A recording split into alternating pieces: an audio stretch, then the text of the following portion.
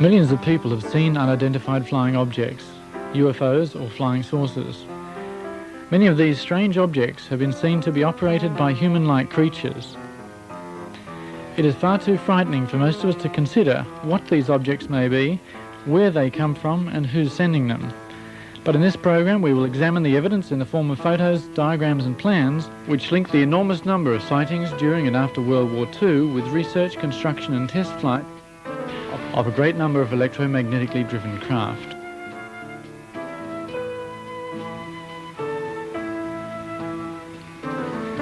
Some of these graphics are artists' impressions, but nearly all of what follows has been given to us as genuine material which has been successfully kept secret for half a century.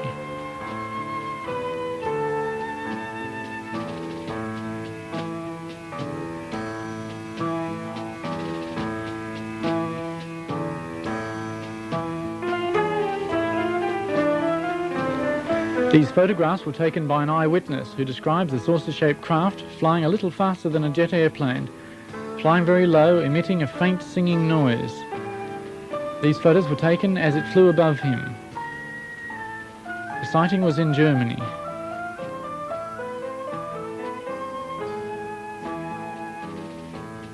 Just in time I take photos as it flies above me. It has three round technical devices underneath, and in the middle a deep blue point with the white emblem of the German Nazi Party. The UFO is quite large. It is light blue in color, and it frightens me. It looks very strange, and it flies very quietly away from me. Behind the wall, another UFO is parked in the dark, but I can see all the different parts quite clearly. Again, there are three technical devices underneath, and there are also some sort of wheels which were put underneath to make it movable. It looks like a big axle with big wheels.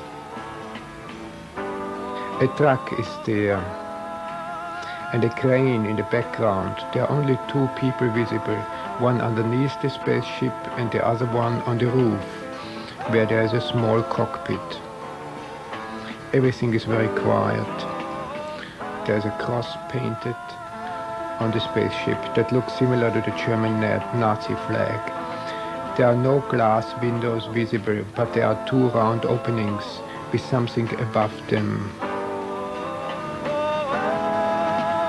Underneath the UFO there are strange-looking plates which look like rotors of a turbine engine, but they are probably something different. There are protruding parts underneath that look like guns. They could not possibly be antennas because they are too thick. The ship has a diameter of 18 to 20 meters. It looks really dangerous. Next to the truck there's another car parked. It's a VW. Everyone laughed when I told them the story of what I saw. They say I was drunk. I might have been drunk too much beer, but I'm convinced I saw a UFO.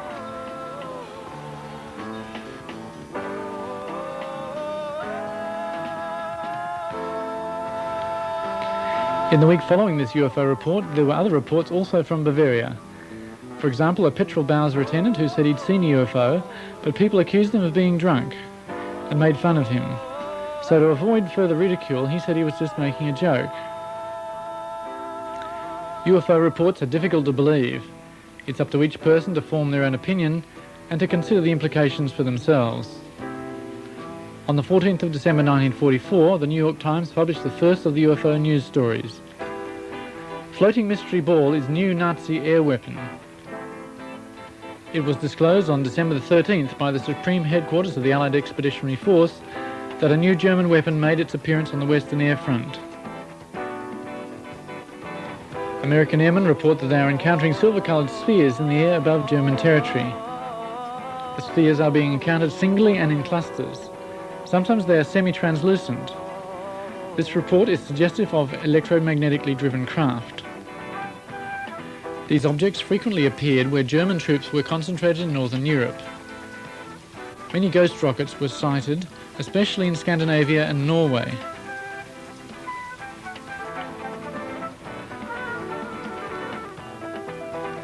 On the screen now is a drawing from the SS files dated 7th of November 1943. The existence of UFOs, which almost all serious researchers now regard as a fact, give us a clue about a whole new technology. The enormous sparks we call lightning give us a glimpse at the immense energy freely available to power these machines. The life energy inside every human being is another aspect of this same magical power. These things are spoken of in the German Tuller Society and through one of its members in the SS. These concepts were quite different to those of the German military at the time. This was the beginnings of the first so-called Green Party, and perhaps ironically a search for a new harmony between man and nature. In the German Tuller Society, the secret sign was the black sun. This same sign was evident in ancient Babylon and to the Carthaginians and the Phoenicians. In these ancient times, the sign of the black sun was symbolized by a cross. The cross recurs throughout history as a symbol of power.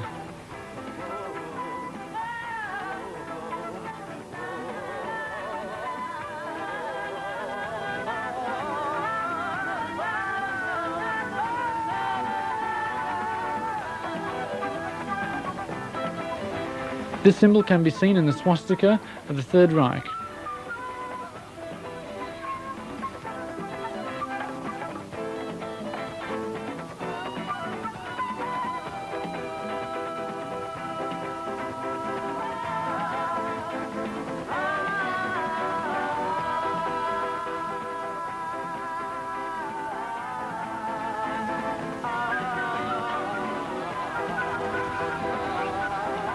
The cross is seen on this Messerschmitt.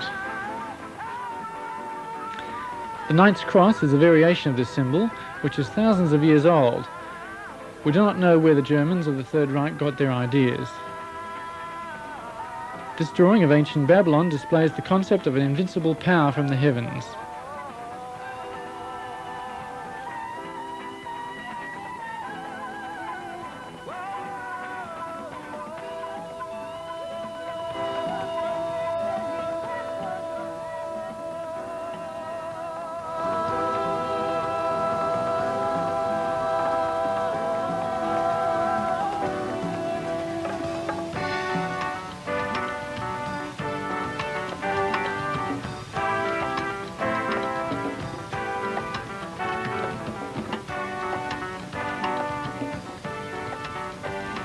Victor Schauberger was one of the leading scientists in a very intense push for a new and clean energy. Simplified, it could be called implosion instead of explosion.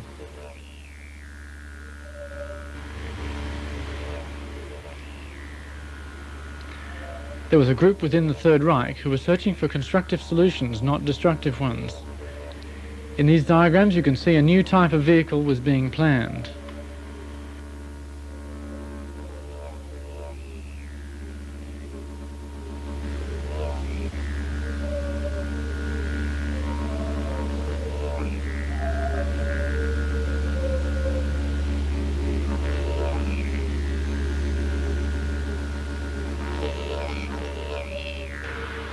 The normal combustion engines using fossil fuels in our cars are dependent on the explosion principle and hence tend to be destructive to the environment.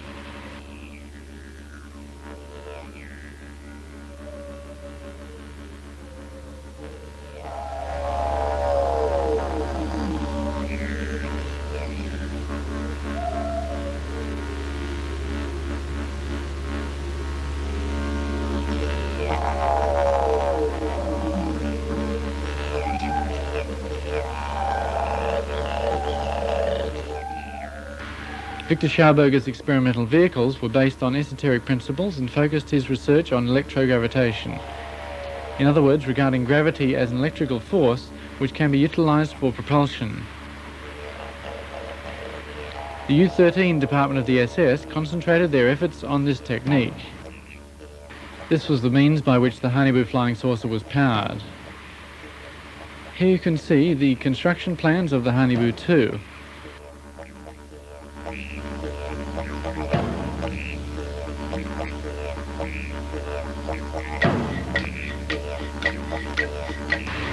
The computer graphic enhancement shows something of the look of these Hanibu flying saucers.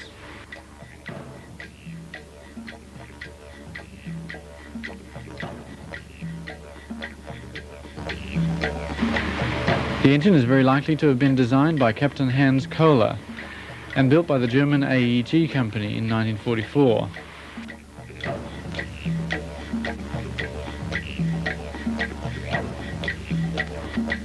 The engine being called the Kohler converter. This engine was designed so that it needed a relatively small amount of energy to activate it, this energy coming from an accumulator or battery. After a short time, the Kohler converter built up sufficient energy transformed from the gravitational field of the Earth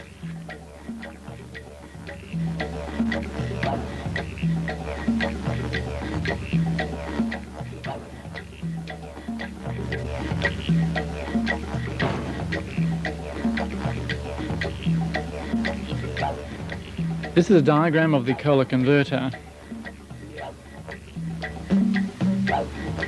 and this is a photograph of the actual converter, operating on a principle of genius simplicity.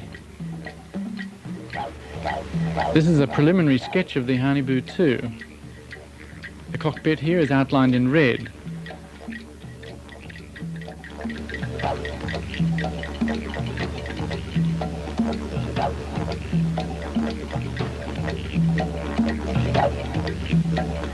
With a circular driving unit beneath, outlined in purple.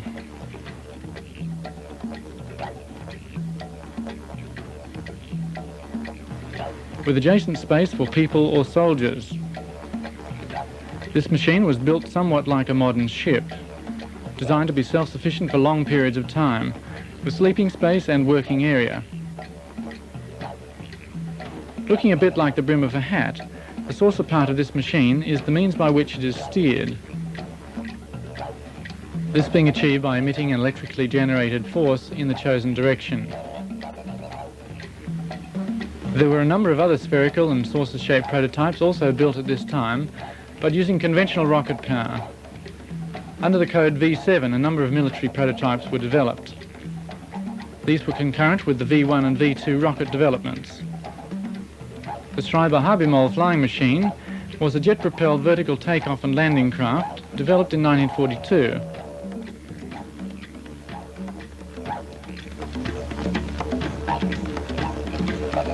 The first three prototypes were badly damaged when tested, and the project was abandoned.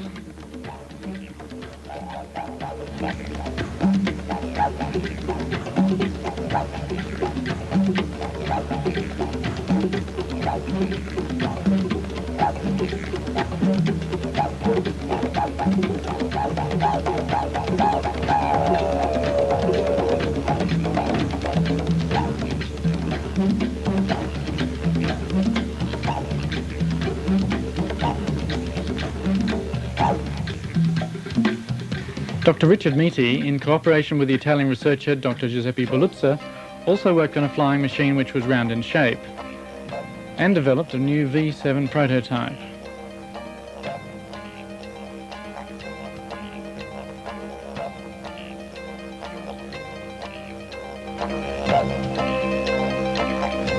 Here are two photographs of the V7, Hitler's new wonder weapon.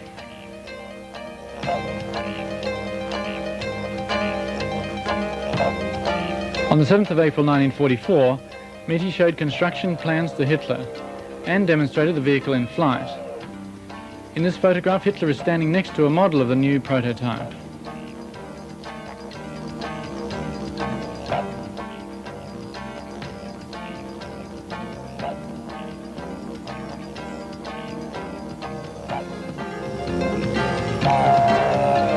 This V7 saucer was built with 12 BMW engines of the type 028. The V7 rose to 20,000 metres on the first test and 24,000 metres on the second test. Helium was the fuel used in this machine.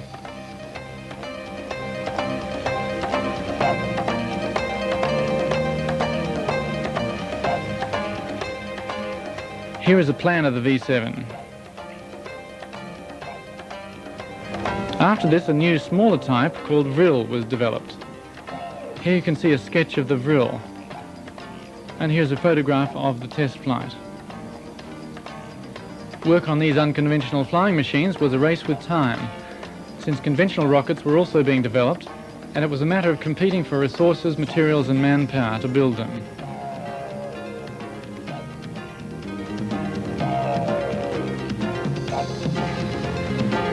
These are some of the rockets being developed at this time.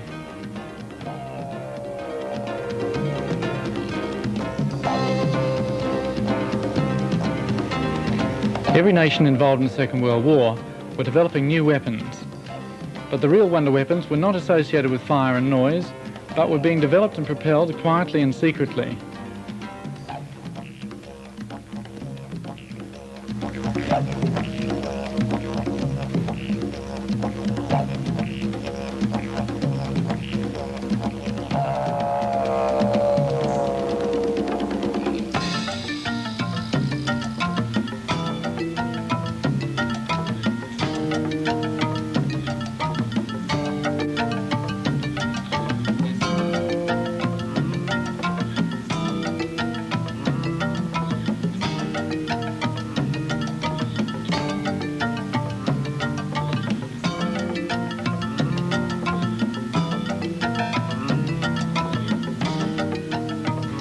An intermediate step was Project Fireball.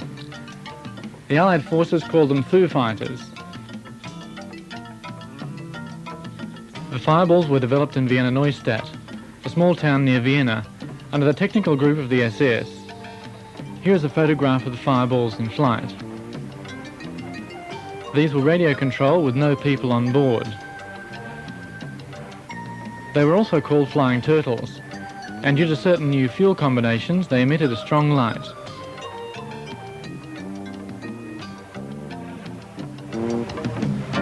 Developed to disrupt the ignition systems of enemy aircraft. This fits in with numerous reports of power failures associated with UFO sightings, including the New York blackout of the 60s. Next we have a drawing indicating the relationship between the Earth's magnetic force, seen here with the North and South Pole, and the electromagnetic field around the flying saucer.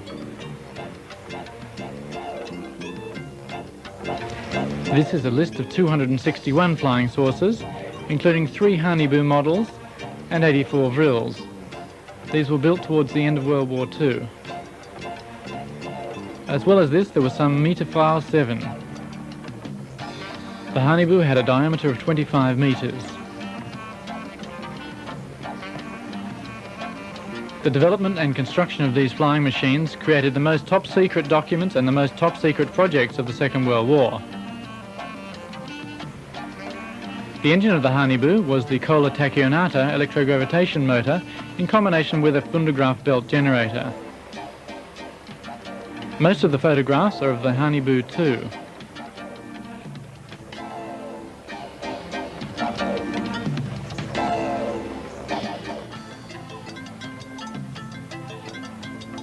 Here we see the rooms inside the Honeyboo.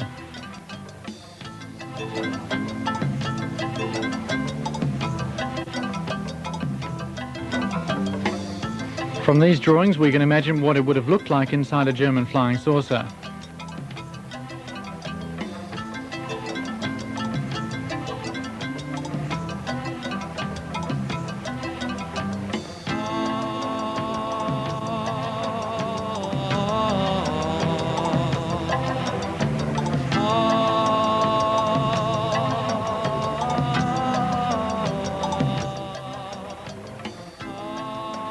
The red markers here are indicating guns on this saucer.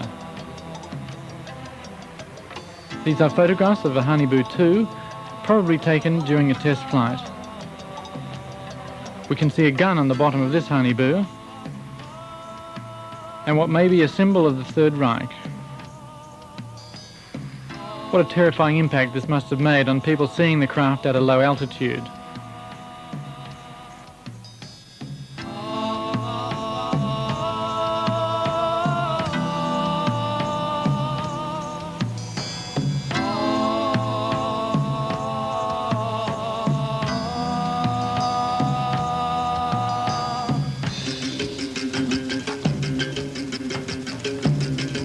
This is a tank gun on the bottom of a Honeyboo.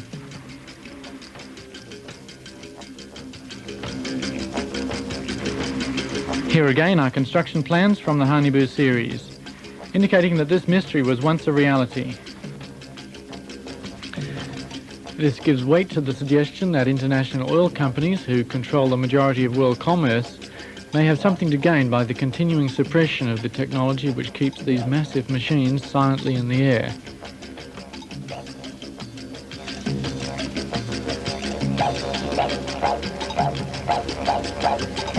One explanation for the emission of light commonly associated with the night sightings of UFOs is that one method of propulsion is an intense cathode ray emission, creating a vacuum into which the craft moves. This form of propulsion is compatible with the misty impressions of this photograph.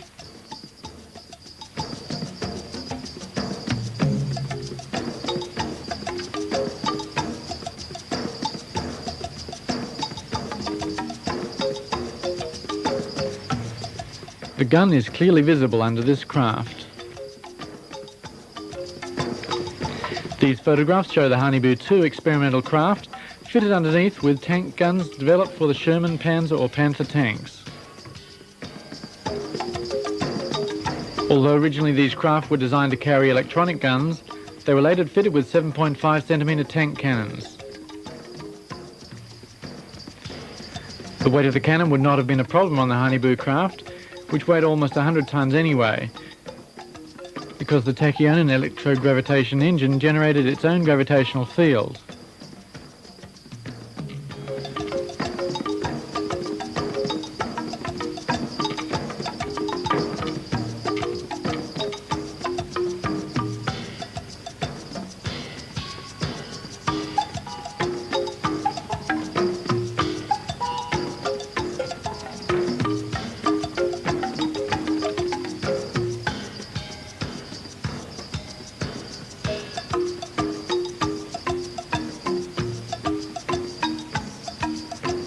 Plans have been discovered for much larger craft.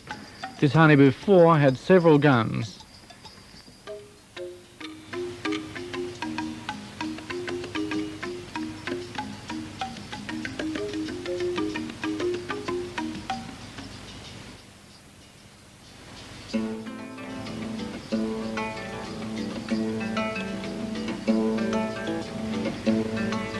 There is also evidence of small, highly manoeuvrable craft. There were 17 vril of 11.5 metres with a speed of 2,900 kilometres per hour with remote control gun. On this vril 9 plan we can see the cockpit of this one-man craft.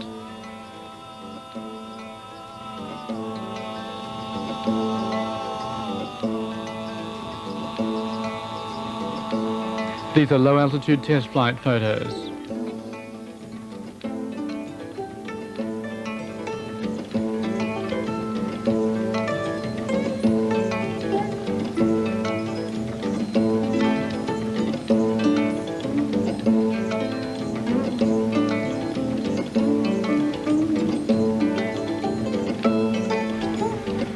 On this enlargement we can see the pilot in the cockpit.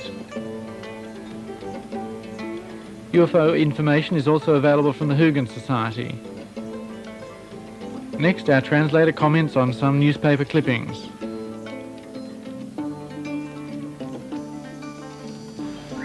Here's an interesting press release. The first UFO flies in Prague.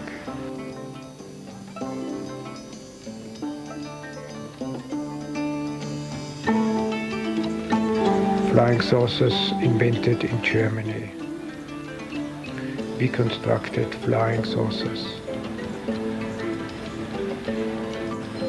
The questions if planet Earth is under the control of the UFOs is an interesting one. Is there a danger from an invasion from space? Above the river Elbe there was seen a mysterious flying saucer. There was a hunt for UFOs in Canada too.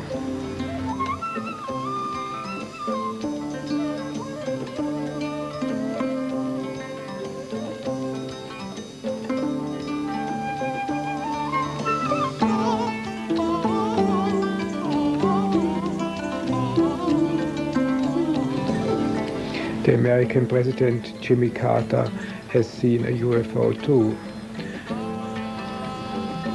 All over the world there has been sightings of UFOs and mysterious flying objects.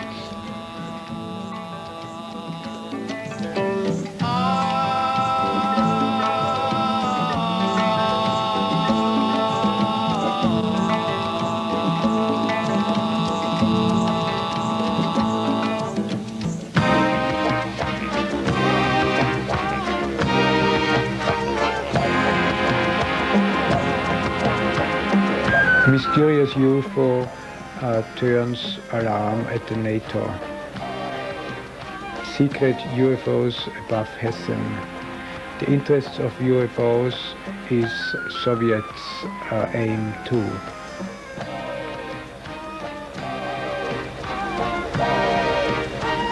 Edwin Aldrin, the second man on the moon, saw 7 UFOs and he was not allowed to talk about it. UFOs at night above Hamburg. 2 policemen saw it too. 100 Germans saw a blue UFO. The watch stopped. UFO above Soviet Union. Nuremberg. Pilot hunts UFO. US secret documents prove UFOs caused atom weapons to be useless.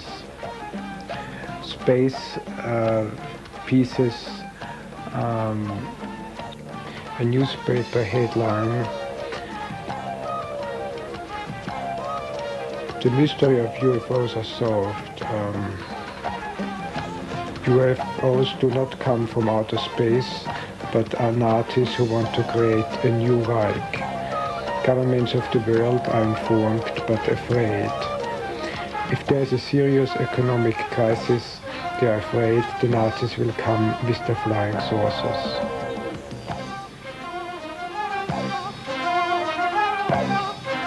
It is not only flying saucers that have been seen, but also flying cigars. Huge spaceships shaped like a cigar. These could be the motherships. The idea of a mothership was developed in Germany in 1944, or possibly earlier. This project was called Andromeda.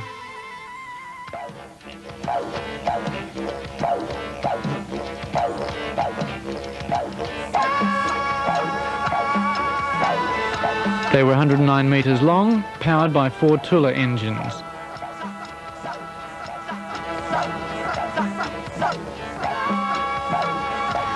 They were designed to carry 1 Hanibu and a few vril.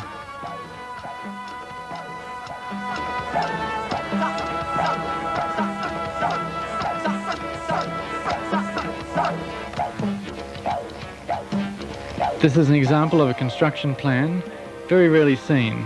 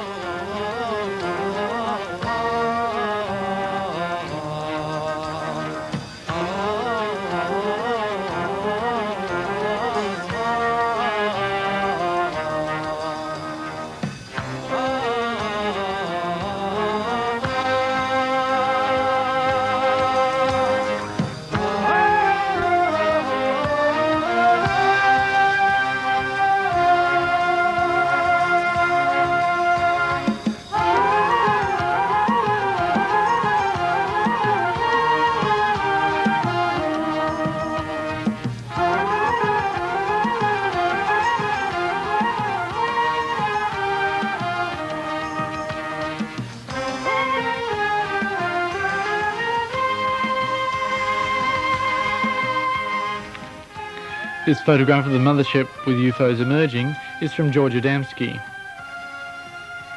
George Adamski also saw a Hanibu-type spacecraft. He claimed they came from Venus. For comparison, here is a computer-generated replica of the Hanibu 2.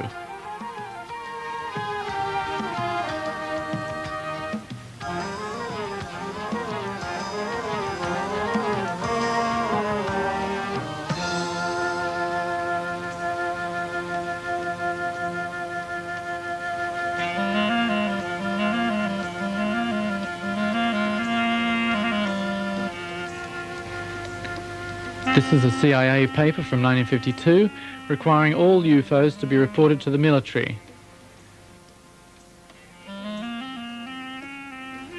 The CIA recommend to security advisors what information may go to the press in order to avoid panic. Almost all photographs from then on have been censored. About that time, a movie called Earth vs. Flying Saucers was released, but very soon disappeared. This had extraordinary special effects and has only recently turned up in local video stores. This German news clip is a report that an American farmer who witnessed the landing of a flying saucer claimed that the occupants spoke German. The farmer was arrested.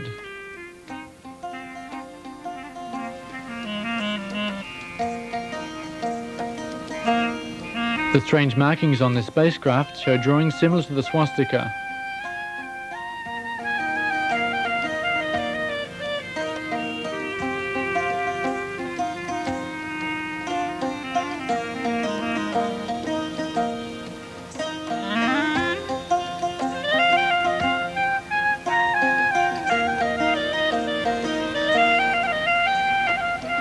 Adamski had a friend who also saw flying saucers landing. He was a relative of Winston Churchill. His name was Desmond Leslie. Adamski and Leslie were not arrested. From then on, saucers looking like a Hane-Butu were thought to come from Venus. The origin of the many types of UFOs seen in almost every country on the planet remains a question.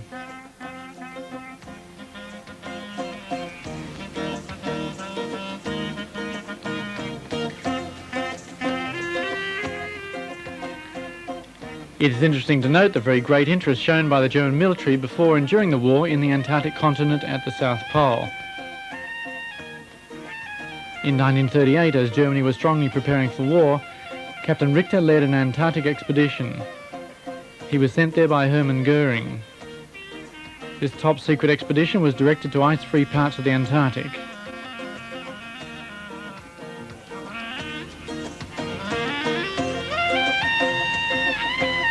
The German part of Antarctica was called Neuschwabenland.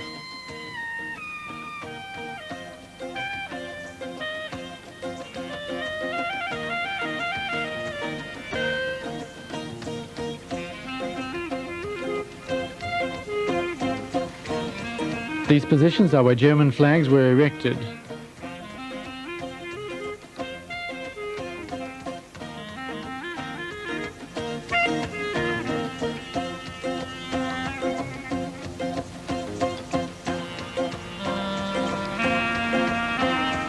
This is a document of gratitude signed by Hermann Goering.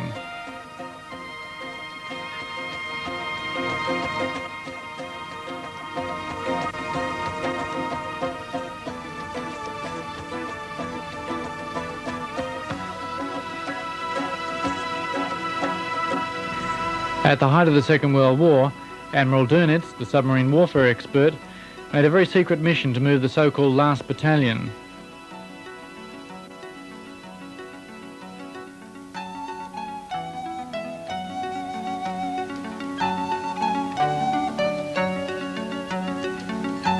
This is a list of nearly 100 U-boats which remain unaccounted for. From the serial numbers in the left-hand column we can see that this is not a random list but a complete series of U-boats which have disappeared.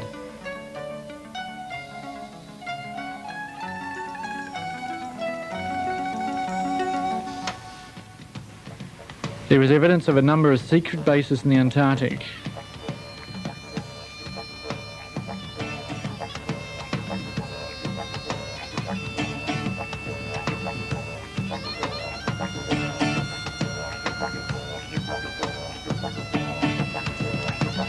This is a statue of Marduk, more of him later.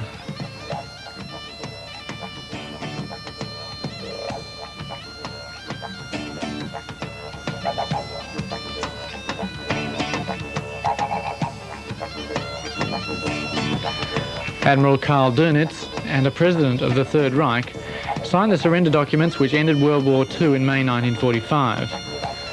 But they never surrendered the Third Reich itself. So officially Germany never surrendered. And this raises the possibility that there may still be German forces in the Antarctic.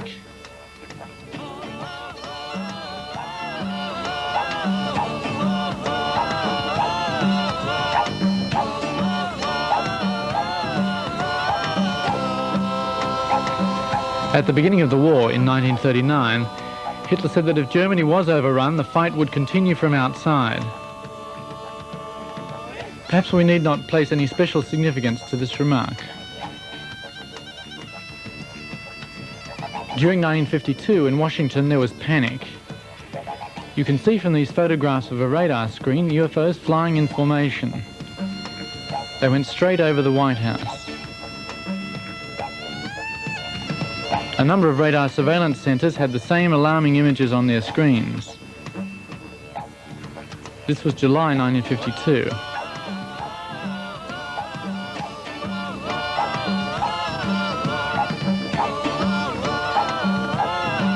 Some years prior to that, in 1946 and 1947, Admiral Byrd undertook a US Navy invasion of Antarctica disguised as a scientific expedition. It had the code name High Jump. After preparations in the previous year, Operation High Jump started on the 30th of February 1947.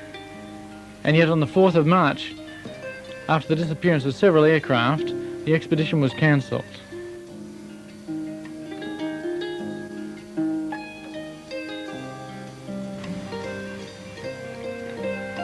Although the details have never been published, Admiral Byrd said that objects were able to fly from one pole to the other, and it was necessary to defend ourselves against flying machines from the Antarctic.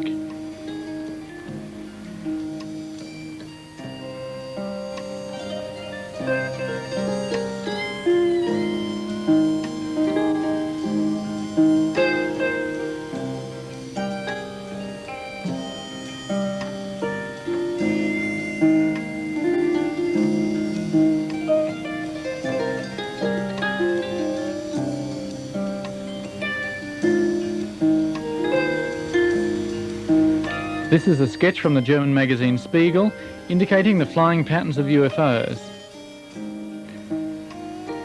A New Zealand airline pilot, Bruce Cathy, observed similar patterns over New Zealand.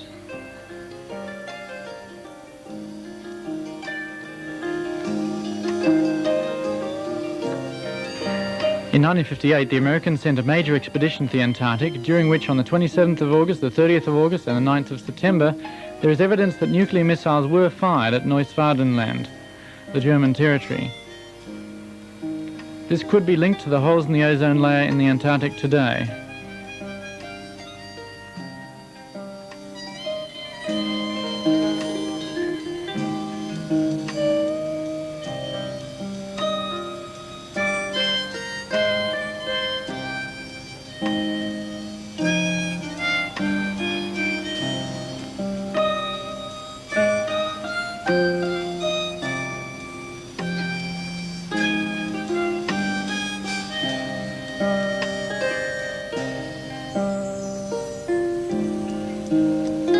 There are parts of a report of a kamikaze operation being a joint German-Japanese expedition in the Hanibu 3 to the planet Mars.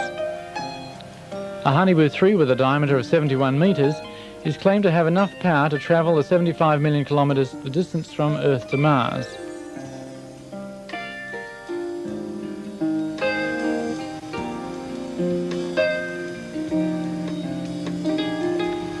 There is a 1945 report that the SS Department D4 decided to make this journey. This would have been a one-way trip, unless they received help along the way or at the other end of the journey.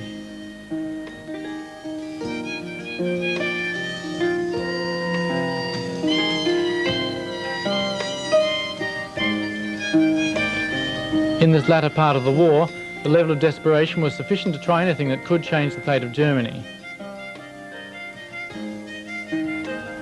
The Hanibu 3 was supposed to reach Mars in 8.5 months, in January 1946.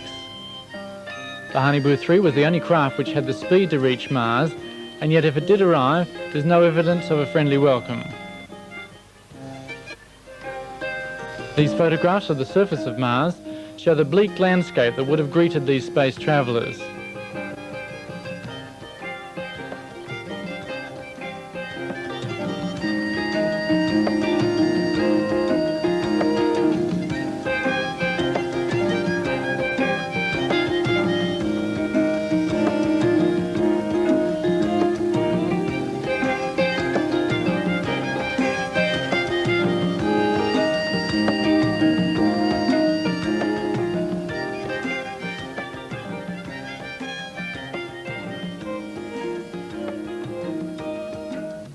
Many researchers, seeing this huge carved face on Mars, wonder if it might have been carved long ago as a deliberately grim reminder left by a civilization destroying itself with war and greed, or nuclear holocaust, perhaps millions of years ago.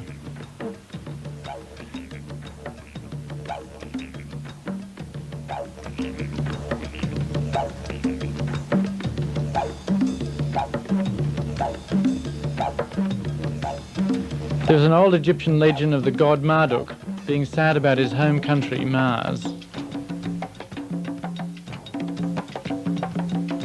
There are photographs of pyramids on Mars and of a ruined city the size of Los Angeles, complete with an underground grid system still emitting infrared or heat radiation.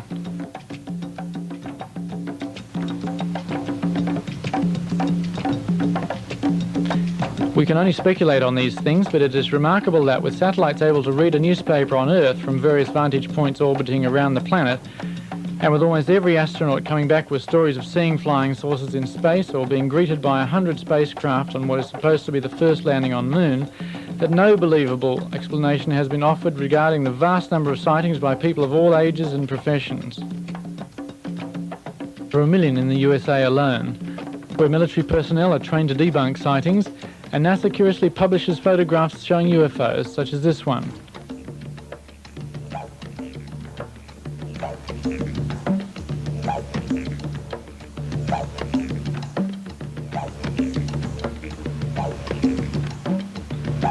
Whilst it makes little sense for armament manufacturers to create hundreds of thousands of nuclear bombs, enough to extinguish all life on this planet many, many times, there is likely to be more to this puzzle. And it may be one of the many vitally important realities which are kept secret by the powerful few.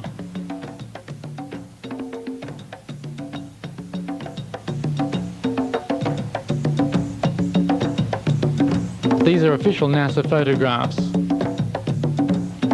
Exactly what is pictured remains uncertain. It is, however, worth mentioning a report in the highly regarded Australian magazine Nexus that a Russian spacecraft photographing Mars ceased transmission in the presence of a huge UFO.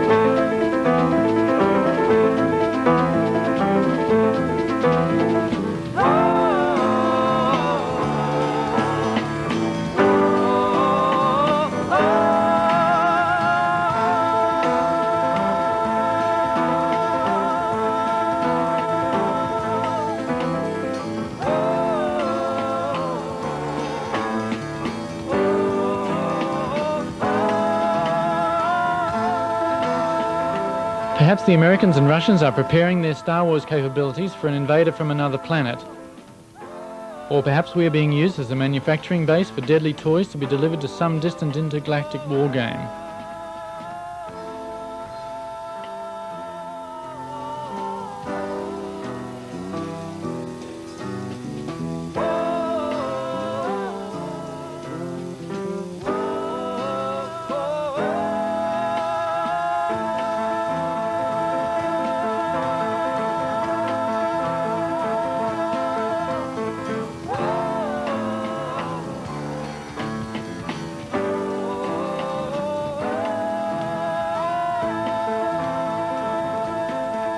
Every ancient civilization has stories of space travellers in fiery chariots from the sky. These pictures show the legend of Marduk. Legends of Marduk and other space gods from the past usually include predictions that they will return. We are still left to guess whether the UFOs seen so often are evidence of visitors from outer space or examples of advanced anti-gravity craft made secretly on Earth in great numbers.